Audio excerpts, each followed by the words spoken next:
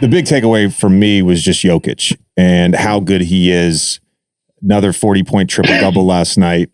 He does things on the basketball court that appear to be simple, but they're really not. And I know you guys have played against him in the playoffs in a 7-game series.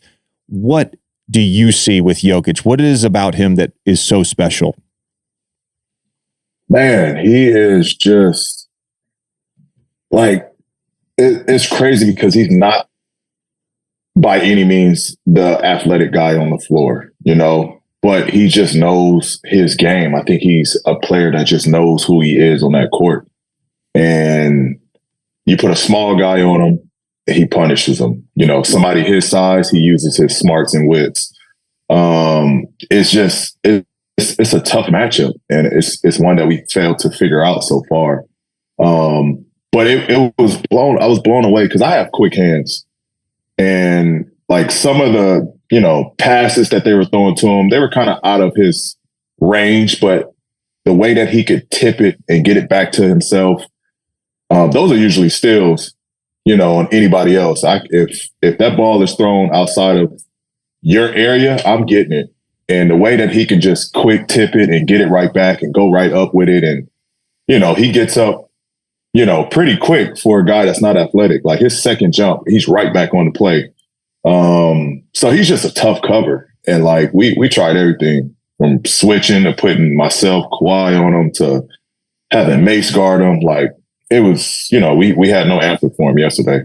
In watching the game, obviously Mason guarded him quite a bit, but at times Nico was on him, you guarded him, Kawhi guarded him. And so a lot of the strategy was around fronting, and that was something I noticed as well on those lob passes over the top. And you guys got a couple of them that were sort of underthrown, but the lob passes over the top, it with your guys' length, it seemed like you were going to get the basketball, and he's just able to sort of corral everything within his space. That Dwight was way more athletic than him, but the player that I relate that to, because I played with Dwight, was just his ability to grab a basketball that was outside of everyone else's space. Like the normal amount of space that a player can cover and get a basketball, Dwight was as good as anyone at getting something outside his space, and Jokic does that. The other thing I loved at the end of the game, so obviously Murray has the basketball, and you guys put Kawhi on him.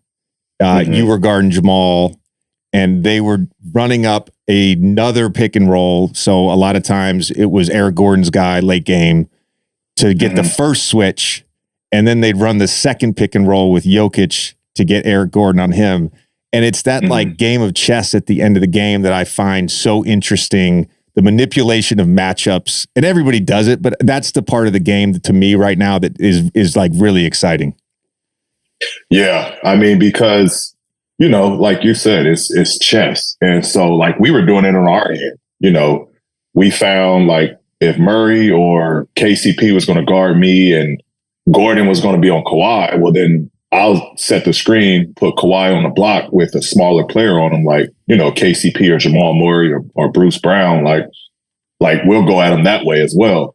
But it's just, it's what the game turned into, especially with a bunch of guys or a bunch of teams that are going towards the switching lineups, because it's just so hard. Like it's hard to be in coverage with the way the game is played now and how well teams shoot. You try to keep out of rotations as much as possible. And so like what Coach Malone did over there was smart, trying to get EG into the action to free up, because we know where the ball is going, we know what's going to happen. And he's so good in the middle of the floor. I think that's why it's so tough with Philly as well. You put Joel Embiid in the middle of the floor, and now you can't double, or you can't, he can see all of that. Right, when he's facing it